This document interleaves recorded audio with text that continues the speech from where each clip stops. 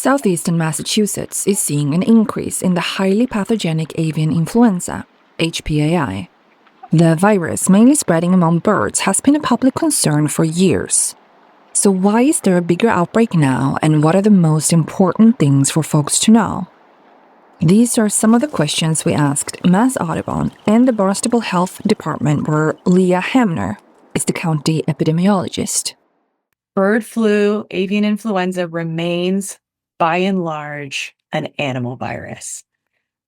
It is certainly impacting our wild birds and our commercial and domestic poultry, as well as dairy cows outside of Massachusetts. There hasn't been a single positive dairy cow on a commercial farm in Massachusetts to date, and they are doing monthly testing. There have been no cases among humans in Massachusetts, and only one poultry farm has had the virus. We have not seen human-to-human transmission, and if you have not handled or been around the direct environment of sick or dead birds, your risk for being infected with avian influenza is still very low at this time.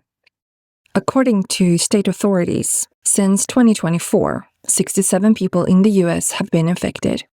24 through domestic birds, 40 through dairy cattle. For 3 people, the source couldn't be traced. Most had mild symptoms resembling a flu or a cold. 1 person died. It's a small number of cases to kind of assess who's at greatest risk. Folks with underlying medical conditions that have a hard time fighting off respiratory infections could consider themselves to potentially be a higher risk group. People on immunosuppressive therapies, people who otherwise have difficulty fighting infections could potentially have a harder time with this disease. This strain doesn't seem to spread from humans to humans. Could there be a potential mutation of the virus where it can infect people more easily? And if so, how are you preparing for such a scenario? The thing about flu is it's pretty crafty. It can move and adapt and shift. Reducing the opportunity for it to do that is pretty critical. And so reducing the number of human infections for it to mutate within a human to become more adaptable to humans is important. To mitigate spillovers, the authorities stress keeping cats indoors and dogs leashed. Folks should keep a distance from dead or sick birds and report groups of 5 or more dead birds to Mass Wildlife.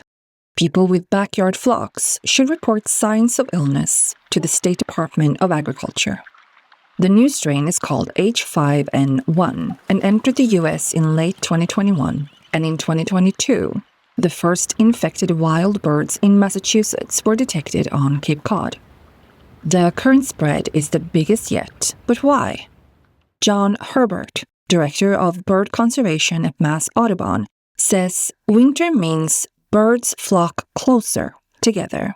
So some of these birds, like ducks and geese, they congregate in the wintertime, just like humans. When you spread our flu virus amongst each other, kids are in school, they're close to one another. That's when, you can see an uptick in the flu virus as humans during the winter months. Same thing with wild birds.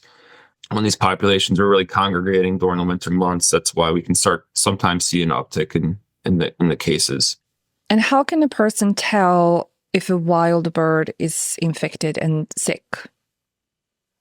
So the avian flu, it affects their cognitive ability. So you can often see if they're struggling to fly, if their head is moving in odd directions, or just they're just not acting right. They can't fly right. They're not walking right. So if it's out of the ordinary, you've been seeing a duck, you go to a park and they're walking around, they're swimming, they get up and fly. You can, even if you're not a birder, you can generally understand what a normal bird activity looks like. So when a sick bird, it's not acting right. And that's when we're asking our members and the public to report those sightings to the state of Massachusetts, so that can help their monitoring efforts of where potential outbreaks are occurring throughout the state. Are there any bird populations where the population is at risk? I wouldn't say that there's a HPI is the limiting factor that's completely risking these our populations in Massachusetts, but it's a contributing factor. So yeah, for instance, if it's eagles or snowy owls or some more sea ducks, which have declining populations, this is avian flu is another threat to their population. So the loss of resources, loss of habitat, these are major contributions to population declines. So when some of these species that we notice are, have long-term trends of decline, if there is a large outbreak for avian flu on these populations, we can help plan our future conservation efforts for these species.